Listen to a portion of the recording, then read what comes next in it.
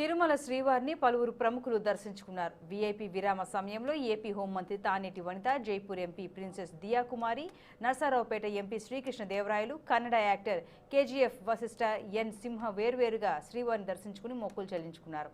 దర్శనానంతరం వీరికి రంగనాయక మండపంలో వేద పండితులు వేద ఆశీర్వచనం చేయగా ఆలయ అధికారులు పట్టు వస్త్రాలను సత్కరించి తీర్థప్రసాదాలు అందజేశారు.